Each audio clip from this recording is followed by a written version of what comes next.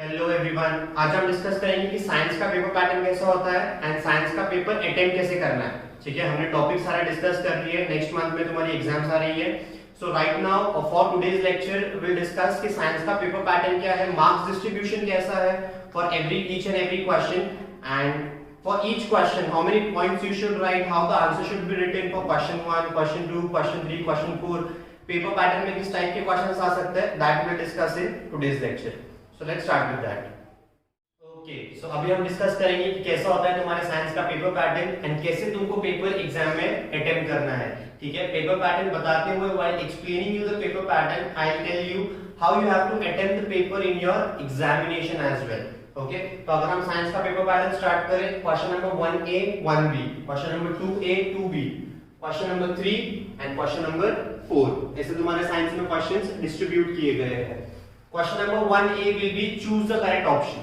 ठीक है, MCQ question है, 4 ऑप्शंस दिए होंगे and we have to choose the correct option and we have to rewrite the sentence. ठीक है, हमको सेंटेंस फिर से लिखना पड़ता है सही ऑप्शन चूज करके।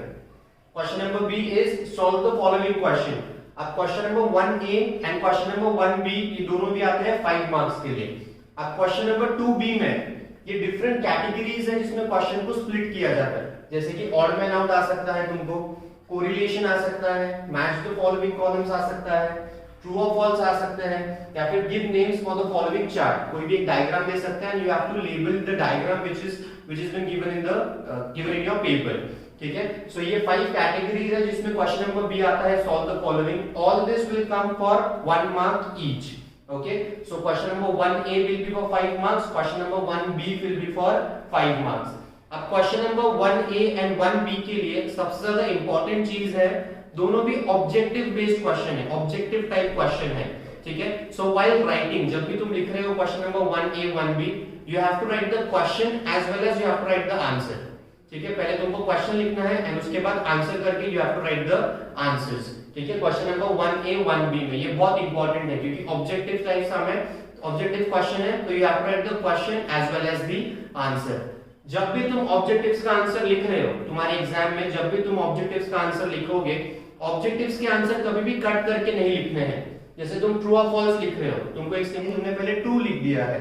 ठीक है, अब तुमको तुम्हारा आंसर चेंज करके फॉल्स लिखना है। अगर तुम रीराइट, तुम कट करके फिर से फॉल्स लिखते हो, तो व्हाइल चेकिंग, जब वो पेपर एनालाइज हो रहा है, जब वो पेपर चेक हो रहा है ना, तो it can happen that the teacher won't give you the marks for it. ठीक है, जब भी तुम ऑब्जेक्टिव्स के आंसर कट करके लिखते हो, सो देयर आर चांसेस कि तुम्हारे मार्क्स वहां पर कट हो सकते हैं।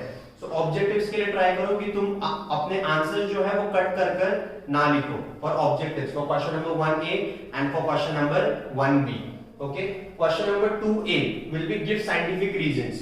Question number 2A will be give scientific reasons. तुमको वहां पे 3 क्वेश्चंस दिए होंगे and you have to attempt any 2 questions for give scientific reasons. Question number 2B will be solve the following questions.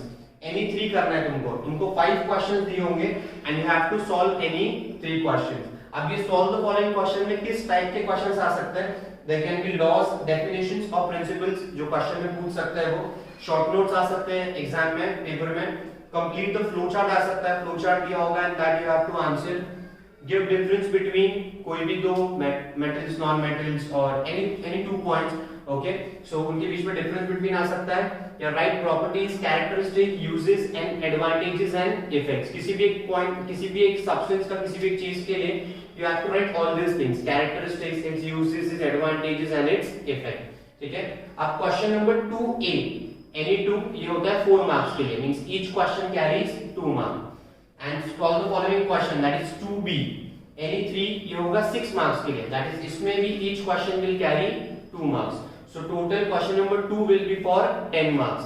जैसे क्वेश्चन नंबर 1 टोटल है 10 marks के लिए, question number 2 भी टोटली होगा फॉर 10 मार्क्स। ठीक है, अब question number 2A and 2B, जब भी हम question number 2A and 2B attempt कर रहे हैं, सो while writing just make sure that you write all your answer in points. First thing is you write all your answer in points.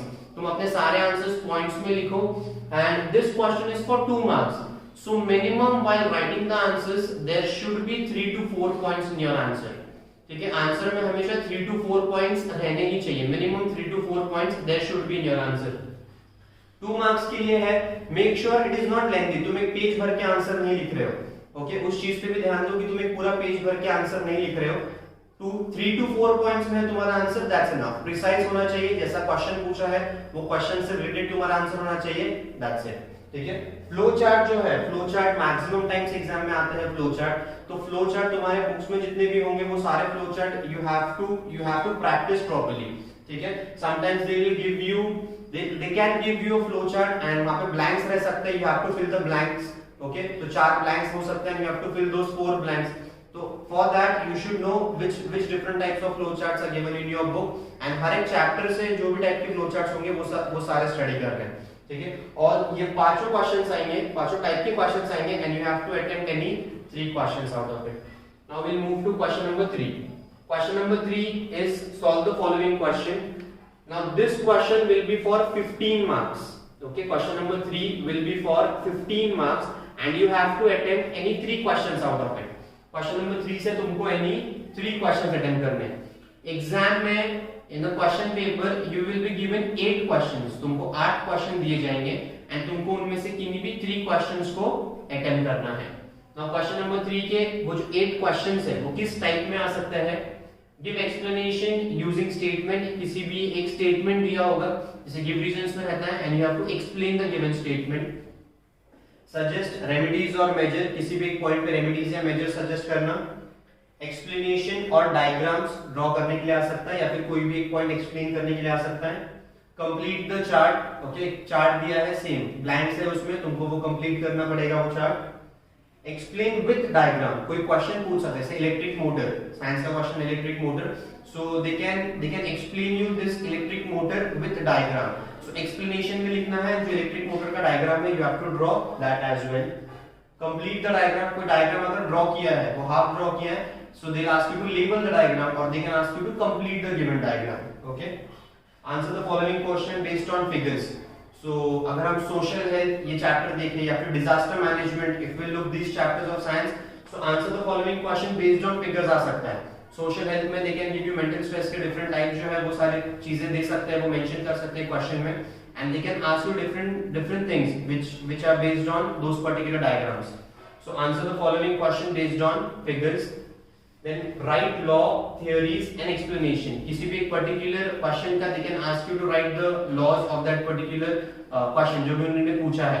Okay, explain that following and complete the paragraph. So एक paragraph आ सकता है ना, paragraph में blanks होंगे. Okay, 6 blanks होंगे उसमें, 6 to 7 blanks होंगे उसमें, and you have to fill those blanks. ठीक है, so जो common type का question है, जो question number 3 में 8 questions जो आने वाले हैं, so जो अपर होते हैं, that is give explanation for the statements, ये क्वेश्चन अपर होता है बहुत बार. then explanation with based on diagrams, ये क्वेश्चन अपर होता है बहुत बार. then complete the diagram, okay, answer the following based on figures, explain laws and theories and complete the paragraph. so there are 90% chances कि complete the paragraph की question exam में appear होगा. ठीक है, so for this complete the paragraph thing you should go through your textbook very well. ठीक है, text book में जितने भी पॉइंट्स है तुमको वो सारे पॉइंट्स ठीक से आने चाहिए. You should be able to attempt all the points, means you should know all the points. Okay, तुम्हारे concept, basically your concept should be clear. अगर कॉन्सेप्ट क्लियर है तभी ये कंप्लीट द पैराग्राफ का क्वेश्चन तुम ठीक से अटेम्प्ट कर सकते हो.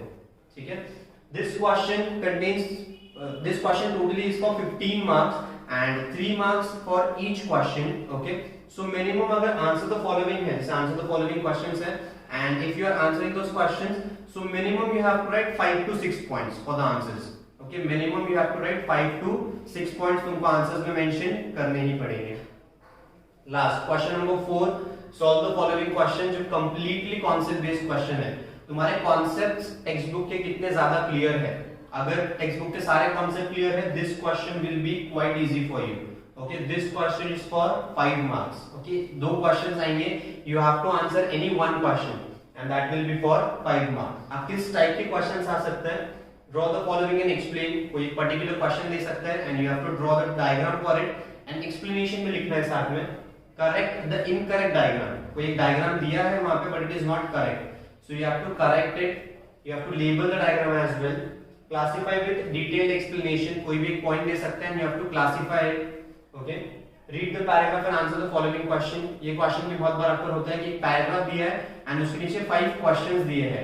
ठीक है, जैसे साइंस 1 में लेंसेज चैप्टर है, सो लेंसेज चैप्टर में बेसिकली जो 3 डिसऑर्डर्स हमने पढ़े हैं, that is myopia, hypometropia and presbyopia. So उस चीज पे रीड द पैराग्राफ में क्वेश्चंस आ सकते हैं। एक पैराग्राफ दिया होगा कंप्लीट कि a person is suffering from myopia, so explain myopia, what type of lenses should be used, okay, and then what are the factors because of which this disorder occurs, ठीक है। सो वो सारी चीजें पूछ सकते हैं and they can ask 5 questions out of it. इसमें एक एग्जांपल है, ऐसा किसी भी चैप्टर से क्वेश्चन आ सकता है।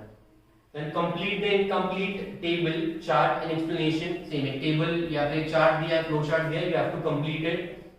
Answer in details, question answer दिए होंगे 1 or 2, you have to write that. Make a concept diagram based on any component or technology. एक concept diagram, concept chart बनाना है तुमको, जो भी question पूछा है उस चीज का, okay? So this is in question number 4. Question number 4 में अगर answer the following आता है, जैसे यहाँ पे है answer in detail, अगर एक ही क्वेश्चन पूछा है so minimum you have to write 8 to 10 points for it, okay. अगर एक ही क्वेश्चन है तो minimum you have to write 8 to 10 points for it, मतलब 1 पेज का आंसर तो भी रहना चाहिए, okay. Minimum the answer length should be for 1 page, okay. अगर हम ये सारा मार्क्स डिस्ट्रीब्यूशन देखें, so question number 1A and 1B will be for 5 plus 5 marks. Question number 1A plus 1B will be for 5 plus 5 marks, which is 10 marks. 2A and 2B will be for 4 plus 6 marks, which is again 10 marks. Question number 3 complete will be for 15 marks and question number 4 will be for 5 marks. अगर हम इन सबको add करें so it becomes 40. तुम्हारा addition हो जाएगा exam का 40, ठीक है। ऑब्जेक्टिव्स में तुम कट करके नहीं लिख सकते तुम्हारा आंसर, ये बेसिक चीजें याद रखो। क्वेश्चन लिखो और उसके बाद write your answer, remember this thing as well. Scientific reason and solve the following question में for answers minimum length of the answer should be for 3 to 4 points and answer हमेशा points पे रहने चाहिए। Paragraph में answer मत लिखना because there are chances कि अगर तुमने पैराग्राफ में लिखा है तो तुम्हारे मार्क्स reduce हो सकते हैं, ओके। सो पैराग्राफ में आंसर मत लिखना, पॉइंट्स में आंसर आना चाहिए तुम्हारा for question number 2A and 2B। Similarly for question number 3 ये भी कॉन्सेप्ट तुम्हारे जितने ज्यादा क्लियर होंगे, कॉन्सेप्ट बेस्ड क्वेश्चंस आएंगे यहाँ पे ज्यादा। अगर डायग्राम्स चार्ट्स पूछा है so you should be able to attend. If your concept is clear then this question becomes quite easy for you, okay. Question number 3 अगर इसमें भी आंसर द फॉलोइंग है so that answer the following you have to write it minimum, the minimum length of the answer should be from 5 to 6 points, okay। and question number 4 is for 5 marks। question number 4 के लिए text book के सारे concepts, the concepts which are there in your textbooks should be clear। अगर वो concept clear है तभी ये question number 4 तुम ठीक से attempt कर पाओगे, okay।